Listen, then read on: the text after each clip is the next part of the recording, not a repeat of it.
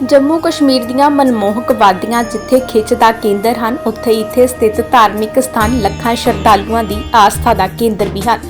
एक पासे श्री अमरनाथ विखे लखां श्रद्धालु दर्शनां लई जांदे हन। मनतावां अनुसार कहा जाता है कि जो लोग श्री अमरनाथ के दर्शन करने लई नहीं जा सकते क्योंकि उसका सफ़र कठिन होने कारण कई लोग जिवें कि बजुर्ग या किसी बीमारी नाल ग्रस्त लोगों लिए सफ़र करना मुश्किल हो जाता है। अजिहे लोग अगर जम्मू कश्मीर के जिला पुंछ विखे स्थित बाबा बुड्ढा अमरनाथ के दर्शन कर लेंदे हन तां उन्हां नूं श्री अमरनाथ की यात्रा का फल मिलता है।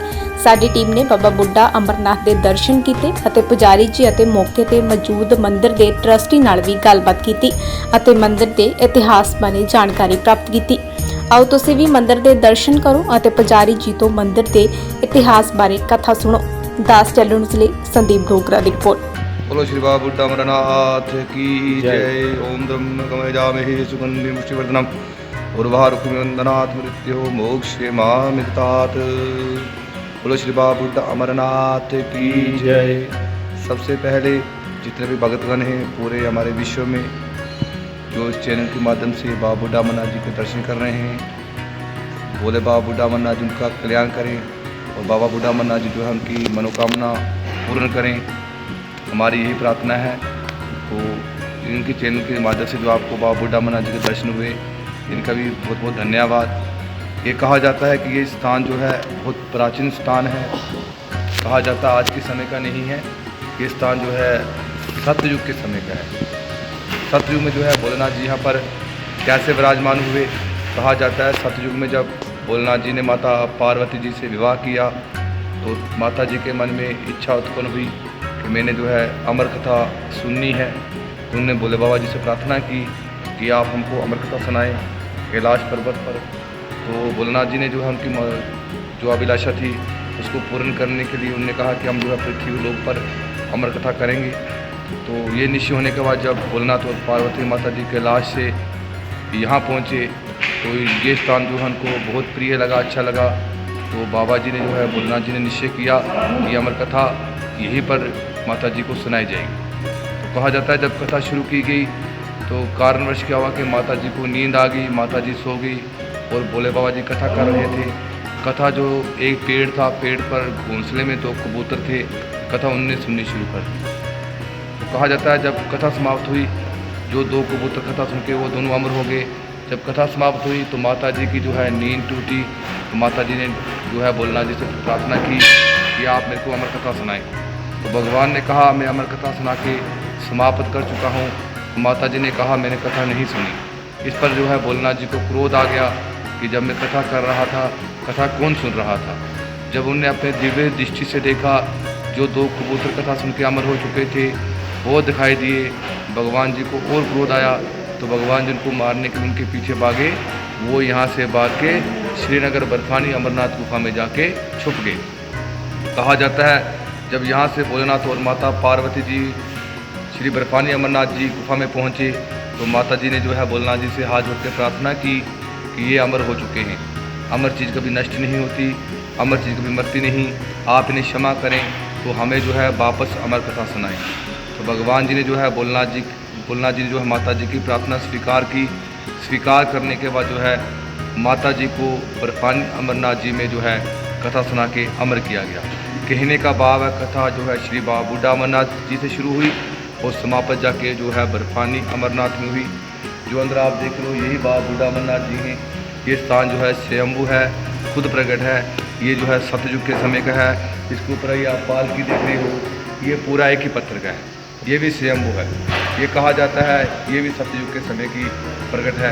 इसके 4 दरवाजे हैं, 4 दरवाजे क्योंकि ये हमारी 4 दिशाएँ हैं, हमारे 4 वेद हैं और हमारे 4 वर्ण हैं और 4 युग हैं। ये मंदिर उनका प्रतीक है। कहा जाता है कि इस पालकी की ज़मीन में कितनी गहराई है पता नहीं है कि ज़मीन में कितने हैं। तो इसके अंदर जो है बाबा बुड्ढा अमरनाथ जी जो है बंदे के रूप में विराजमान है। ये स्थान जो है स्वयंभू है। जब युग चेंज होता है तो कहा जाता है कि प्रलय होती है। प्रलय में ये जो स्थान होते हैं स्वयंभू, ये जो सिद्ध पीठ स्थान है ये कभी नष्ट नहीं होते, ये जो है ज़मीन में दब जाते हैं। जब नया युग उत्पन्न होता है तो भगवान किसी को सपने में दर्शन दे के उस स्थान को उत्पन्न करते हैं। तो कहा जाता है जब सतयुग समाप्त हुआ, प्रलय हुई, स्थान जो मिट्टी में दब गया। फिर आया त्रेता युग। त्रेता में जो रावण के दादाजी थे, पुलस्त मुनि उनका नाम था, तो रावण के दादाजी के मन में एक इच्छा उत्पन्न हुई कि मैंने जो है तप करना है, क्योंकि इस स्थान को भी उजागर होना था। तो जब वो ध्यान में बैठे, उनको ये स्थान जो है ध्यान दिव्य दृष्टि में आया। वो यहाँ पर आए, इस स्थान को मिट्टी से बाहर निकाला, तो यहाँ बैठ के उन्होंने कई हज़ार साल तप किया। कहते जब त्रेता युग समाप्त हुआ, प्रलय हुई, ये स्थान फिर मिट्टी में दब गया। फिर द्वापर युग आया। द्वापर में कहा जाता है कि जो पांडु थे वो यहाँ पर आए, क्योंकि उनको वनवास था। वनवास के काल में वो यहाँ पर आए, इस स्थान को मिट्टी से बाहर निकाला, यहाँ पूजा अर्चना की और चले गए। जब द्वापर समाप्त हुआ, प्रलय हुई, ये स्थान जो है फिर जो है मिट्टी में लिप्त हो गया, दब गया। फिर आया कल युग जो अभी चल रहा है। तो कहा जाता है आज से 2500 साल पहले, क्योंकि 1947 से पहले पुंछ एक राज्य था, इसका नाम था पलस्त राज्य। ये जो है रावण के दादाजी की बसाई हुई नगरी थी। जब 1947 में पार्टीशन हुआ, इसके 3 हिस्से हमारे जो पाकिस्तान के पास चले गए, इसका नाम चेंज कर दिया गया, इसको डिस्ट्रिक्ट बना दिया गया, क्योंकि ये एक राज्य था, एक स्टेट थी। इसका जो नाम प्लस से इसको पुंछ बना दिया गया। तो कहते हैं आज से 2500 साल पहले जो इस राज्य की महारानी थी चंद्रिका, यहाँ से गाँव पड़ता है 10 किलोमीटर दूर लोरन, वो इसकी राजधानी थी, इसका कैपिटल था, उसे लवरकोट कहा जाता था।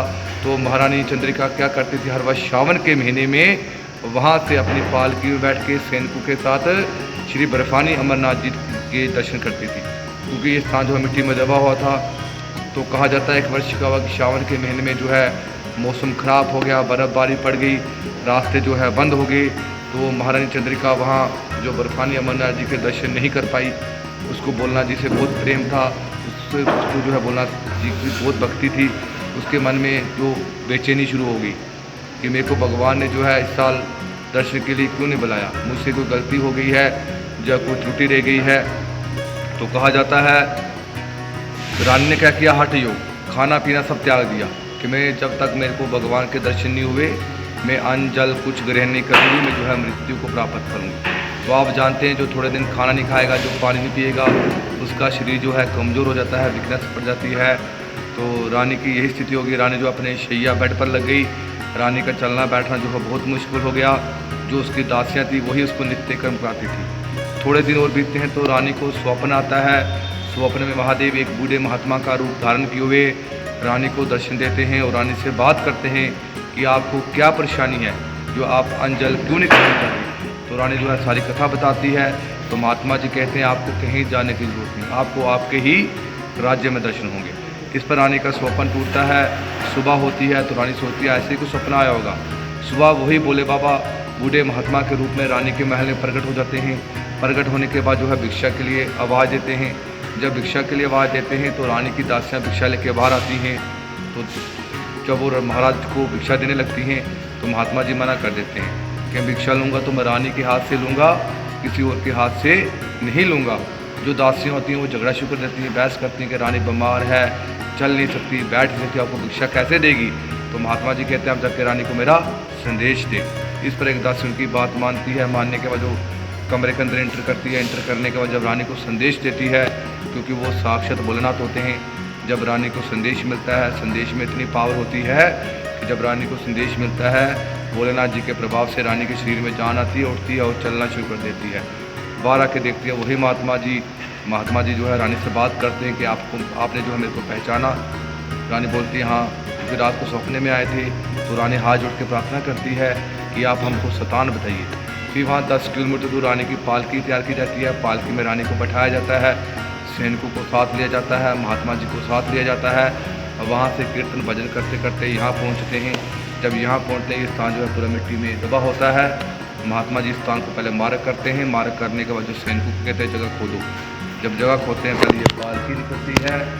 पालकी निकलने के बाद अंदर जो भगवान जी बूढ़े के रूप में विराजमान हैं वो निकलते हैं। वो निकलने के बाद सफाई की जाती है। सफाई करने के बाद जो महात्मा जी होते हैं वो रानी को अंदर ले जाते हैं और अपने हाथ से जो है पूजा अर्चना करवाते हैं। पूजा अर्चना समाप्त होने के बाद वो रानी को वर देते हैं कि जो कोई बूढ़ा है, बीमार है, किसी कारणवश बर्फानी अमरनाथ जी की यात्रा नहीं कर पाएगा, यहाँ दर्शन करेगा, उसकी यात्रा पूर्ण मानी जाएगी। वो जो बर्फानी अमरनाथ जी के दर्शन करने के बाद बाबा बूढ़ा अमरनाथ जी के दर्शन नहीं करेगा उसकी यात्रा कभी पूर्ण नहीं मानी जाएगी। और जो भोलेनाथ बूढ़े महात्मा के रूप में होते हैं, तो अंदर भगवान जी देख लो, बूढ़े स्वयंभू भगवान भोलेनाथ जी उसमें जो है अंतर्ध्यान हो जाते हैं, उसमें गायब हो जाते हैं। तब रानी को ज्ञात होता है भोलेनाथ थे, तब रानी उनसे प्रार्थना करती है हाथ जोड़ के, हे प्रभु आपने जो है मेरे को कलयुग में एक बूढ़े महात्मा के रूप में दर्शन दिया, इसलिए जो है आपका नाम बूढ़ा अमरनाथ जी होगा, इसलिए इनको बूढ़ा अमरनाथ जी भी कहा जाता है। बोलो श्री बाबा बूढ़ा अमरनाथ की जय। ये पीछे आप ये देखेंगे गंगा मैया है, इसको बोलते हैं प्लस्त गंगा। एक गेट के सामने गौरी कुंड है, वो कहा जाता है कि वो जल जो है बर्फानी अमरनाथ जी से आता है, यहाँ भगवान के चरणों को स्पर्श करता है तो वहाँ से बाहर निकलता है। वो जल की सबसे बड़ी खासियत है वो कभी खराब नहीं होगा, उसमें कोई कीड़ा, कोई जाला, कोई स्मेल ऐसी नहीं आएगी। उसको अगर में 10 साल 20 साल रखो ऐसे ही रहेगा। और जो हमारी यहाँ पर मेन यात्रा होती है वो सावन के महीने में होती है, वो रक्षाबंधन में जो है समाप्त हो जाती है। तो ये जो मंदिर है ये 12 महीने खुला रहता है। यहाँ रहने की, खाने की सब व्यवस्था जो है यहाँ का ट्रस्ट है। वो जो हमारे यहाँ के महंत हैं श्री श्री 108 महामंडलेश्वर राज्य मुस्लिम विश्वात्मन सरस्वती महाराज जी, वो जो छड़ी मुबारक आती है वही लाते हैं, तो यहाँ से जो आप छड़ी में वापस ले जाते हैं। बाकी आप जो हमारे ट्रस्टीज आएंगे। देखिए यहाँ पर श्री बूढ़ा अमरनाथ स्वामी के परिसर में हमारे पास यात्रियों के लिए पूरी सुविधा है। यहाँ खाना, रहना, उनके लिए कोई किसी किस्म की दिक्कत नहीं है। पिछले 3-4 वर्ष ये कोरोना की वजह से यहाँ यात्रा नहीं हो सकी, लेकिन इस बार जो यात्रा भरपूर यात्रा हुई है और यहाँ पर हमारा जो अनुमान है कोई 1.5 लाख के ऊपर यात्री लोग यहाँ पर आए हैं। यहाँ पर यात्रियों को किसी किस्म की कोई दिक्कत नहीं है। हमारी इस ट्रस्ट की तरफ से, पुंछ के सभी लोगों की तरफ से निवेदन है कि आप ये, एक तो श्रावण में यहाँ पर यात्रा चलती है, लेकिन यहाँ थ्रू द ईयर कभी भी कोई आ सकता है, किसी किस्म की कोई दिक्कत नहीं है। जम्मू तक तो एयर सर्विस भी है, रेलवे के थ्रू भी लोग आ सकते हैं, उससे आगे टैक्सी, बस और इस किस्म की सुविधा है। अगर किसी को यहाँ पर आना है, कोई बुकिंग करवानी है, उसके लिए भी हम हमारे साथ, हमारे ट्रस्ट के साथ वो कांटेक्ट कर सकते हैं। और यहाँ पर कोई किसी किस्म की दिक्कत, कोई सिक्योरिटी, कोई इस किस्म की कोई दिक्कत नहीं है। बड़ा शांतिपूर्वक यहाँ सारा माहौल है। हमारे साथ बड़े लोगों का यहाँ अच्छा अपना संबंध है और हमारे जो लोकल लोग हैं वो बड़ी सपोर्ट करते हैं इस यात्रा में भी और वैसे भी। तो इसलिए मेरी ये सभी से एक निवेदन रहेगा कि श्री बूढ़ा अमरनाथ स्वामी की यात्रा हर किसी को करनी चाहिए और यहाँ पर हर किसी भगत की मनोकामना पूर्ण होती है। हमने ये ऐसे यहाँ पर देखे हैं करिश्मे इस स्थान के। तो मेरी फिर पुनः एक बार यही सभी से निवेदन है कि श्री बूढ़ा अमरनाथ स्वामी के दर्शन करें। बाकी पुजारी जी ने आपको इसकी हिस्ट्री के बारे में सभी बता दिया है। जय श्री बूढ़ा अमरनाथ स्वामी। बोलो श्री बाबा बूढ़ा अमरनाथ जी की जय। अगर आपने यहाँ यात्रा करनी है, अगर आपको कोई परेशानी आती है, रास्ते में भी कहीं भी आती है, रहने की, चाहे प्रसाद लेने खाने की, तो हमसे जो है आप मेरे नंबर से आप कनेक्ट कर सकते हैं। मेरा नंबर है 8803714081। दूसरा नंबर हमारा 9419174967।